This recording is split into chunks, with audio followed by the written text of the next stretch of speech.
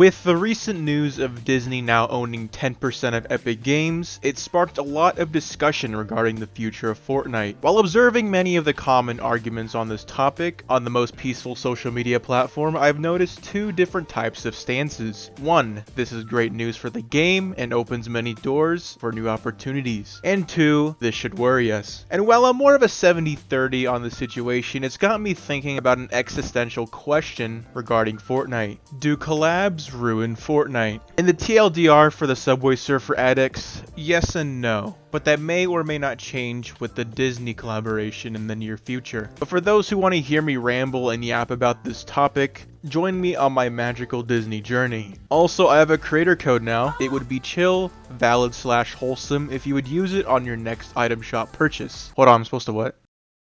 What graphic? Thank you for using code LEO1. Fortnite likes to bring in elements from different media in the form of icon skins and collab skins. And I know that icon skins and collab skins can be kinda different from each other, but to clear up any confusion, I'm referring to skins that aren't original to Fortnite. During Season 6, we got our very first crossover skin, or should I say skins. The NFL ones. They were cool if you liked football, but in Season 7, the very first icon skin came out, being Marshmallow, which was released alongside his concert where he used his 3DS microphone. Kinda like mine. And from here on out, collab skins would become somewhat of a seasonal thing, but it wasn't really overwhelming since they came out in moderation. Chapter 2 takes a massive dookie all over this, and collab skins make themselves at home. You had icon skins like Ninja and Travis Scott, but one season in particular really just made it clear that Fortnite was becoming more comfortable with collaborations. Despite Chapter 2 Season 4 being entirely Marvel themed, Chapter 2 Season 5 in particular was pretty infamous for having a collab skin, or skins, every 3 seconds. While it has less collabs than other seasons, it felt more rampant this time around. As awesome as it was too much at once. Collab skins have grown on me personally quite a bit. I think it really depends if you like the IP or franchise that makes it into the game. Well, when you say Harry, I go, when you say the other guy, I go. But when certain IPs get a few hundred more skins than expected, that's when I get kinda bored. The classic gag of having a squad that looks like a fever dream is great and I'm all for it, but in reality, the distinctive designs of Fortnite skins allow the game to extend their brand and iconicism. I'm not saying skins are everything for Fortnite, but it's a large portion of the revenue. It's definitely more of a business integrity type of situation because obviously a huge collab skin is going to sell more than a Fortnite original skin at the end of the day, but it is something to think about. Emotes had the same thing happen to them. There was a time where some emotes were referencing a certain viral dance or gesture and would avoid using the original music and instead made their own music and would be named differently. The biggest example of this is Ride the Pony being a direct reference to Gangnam Style, but a few years later, Gangnam Style was put into the game, song and everything. But cut to now where 85,000 TikTok dances are in the game, and I don't find this to be an inherently bad thing, it's funny. And he gonna be dancing. There you go. Yeah, I told y'all. There you go.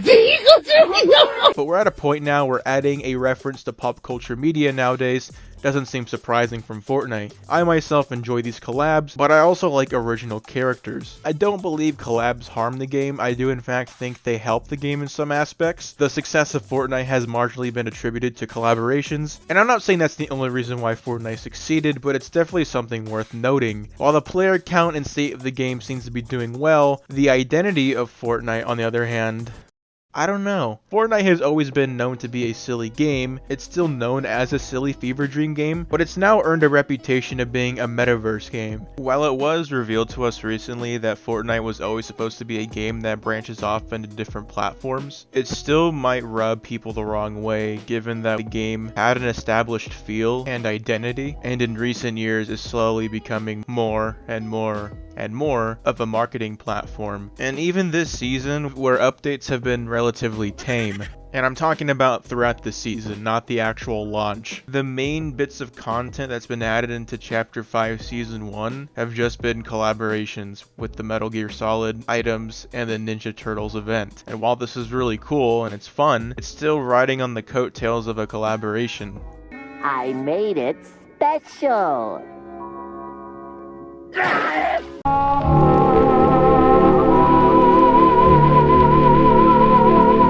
let's say, hypothetically, there's a universe out there where the upcoming Disney mode explodes with popularity to the point where it surpasses the main battle royale. It isn't out of the realm of possibility that Fortnite slowly loses focus on BR and digs their heels into the more successful mode. I bring that up because they literally did the same thing with Save the World. Fortnite Battle Royale was literally made to get people to play Save the World, and when they realized that they were onto something, they essentially evicted Save the World like a single mother of 5 out of an apartment. Now, I don't think they'd ever do this, let alone these modes surpassing BR. I was just giving an example to showcase how Epic Games can switch up on their properties. One could argue that all the time, money, and energy put into super duper playful Mickey Mouse, or even the games from this season, is time, money, and energy that could have been used for the main Battle Royale. And to that I agree. I'm not delving into the politics of Disney, but I'm mainly concerned about the Family Guy hoarding dad situation that it could potentially create. Disney is a big ass company that has a lot of money, and with that they are readily equipped with the resources to make good stories. Okay, maybe not right now, but more notably they are very strict about their characters and what people do with their characters. So when they now own 10% of Epic Games and announce a giant collaboration, it gives off the impression that it's going to be more than just a couple skins coming into the game, and I hope that they don't ruin this shit. Every franchise that Disney's been getting its hands on has been lit on fire, and I'm kinda worried that they might do something similar but not as dramatic. This quote from Bob Iger just makes me lay epic rage comic facepalm, cause the attitude he gives off seems like he just wants to capitalize on the cool hip thing. But I could also be totally wrong and they pull some garbage like, yeah, you can't put that in Battle Royale because it goes against Disney's mission. Fortnite's identity is goofiness. This game can be pretty zany, and when it's zany, oh, it's so good. But when Fortnite's safe and timid and doesn't take any risks, oh, it's so bad. And that's the problem. Disney in recent years has made nothing but rehashes, but it makes money, so why would they try anything different? So they play it safe. And what I'm hoping for is that Fortnite does not become a pushover due to Disney being a control freak like they usually are. And if that happens, Epic Games needs to stand their ground. Fortnite is ambition,